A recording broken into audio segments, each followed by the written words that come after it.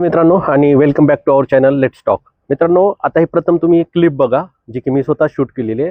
ती क्लिप पाहून जो मी मुद्दा उचलणार आहे, ज्या मुद्द्यावर मी बोलणार आहे, तो तुम्हाला तो जर तुम्हाला आवडला तर आमच्या चॅनलला सबस्क्राईब करा, लाईक करा आणि कमेंटद्वारे कळवा की तुम्हाला हा मुद्दा कसा वाटलेला आहे.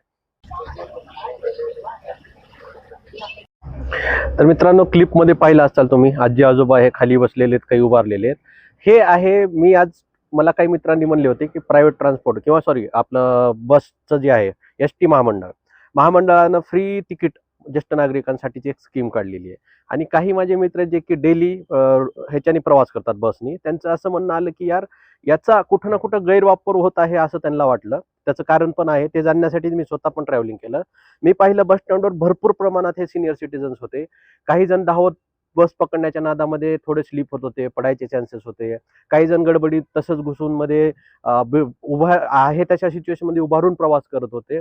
आणि मी काही ज्येष्ठ नागरिकांना बोललो पण या मुद्द्यावरती की बाबा तुम्हाला याचं म्हणजे प्रवास. तर त्यात काही लोकांनी सांगितली आणलेली स्कीम खूप चांगली आहे. मला डेली महिन्यात 2 वेळेस शहरात जावं लागायचं माझ्या उपचारासाठी. आणि या स्कीममुळं माझं तिकीट वाचतोय, माझे पैसे वाचतात. ऐकून खूप चांगलं वाटलं. 100 आउट ऑफ 100 ह्या स्कीमसाठी, जे की ज्येष्ठ नागरिकांसाठी आलेली आहे. पण अशा केसेस फक्त 10 मध्ये 2 ते 3 होत्या मित्रांनो.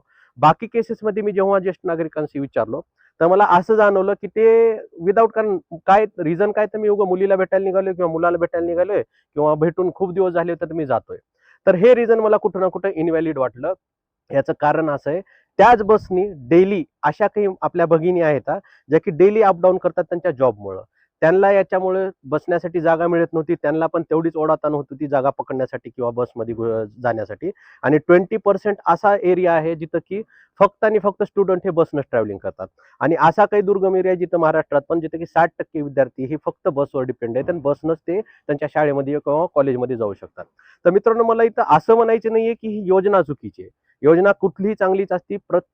फरक आहे की त्याचा जो वापर होतोय तो बरोबर आहे का. आज आपण पाहतोय आपल्या घरात पण वडीलधारी काही माणसं असतात. बघा, माझ्या घरात पण माझे आई वडील वगैरे आहेत, पण मी कधीच त्यांना असं ट्रॅव्हलिंग नाही करू देत. कारण मला माहिती आहे त्यांचं वय झालेलं आहे, ते असं नाही करू शकणार. ऊन जास्त आहे मित्रांनो, त्याच्यामध्ये आपले वयस्कर लोक आहेत, त्यांच्या अंगात शक्ती नसते. त्यांना असं आपण बसनं फिरू देणं मला कुठं ना कुठं योग्य वाटत नाहीये. आणि दुसरं आहे, त्याच ह्याच्यामध्ये अशा काही घटना घडतात जिथे की त्यांचं पॉकेट घेणं म्हणा किंवा लुटेरे तर सगळीकडे असतात. बसमध्ये गर्दीच्या ठिकाणी म्हणले एखादी गोष्ट घडू पण शकते. घटना 2-3 माझ्या समोरच घडलेल्या आहेत, जिथे की ती आजी म्हणत होती की माझा असं वस्तू हरवली किंवा पर्स माझी कोणीतरी ओढून घेतली. तर मित्रांनो, मला कुठं ना कुठं वाटतं की आपण हे थांबवायला पाहिजे. म्हणजे प्रवास करा, गरज असेल तर ह्या स्कीममध्ये तुम्ही प्रवास करा. तुम्हाला मला तुम्ही तुमच्या कमेंटद्वारे मित्रांनो कळवा की मी म्हणलेला मुद्दा तुम्हाला कसा वाटला. भेटू पुढल्या व्हिडिओमध्ये.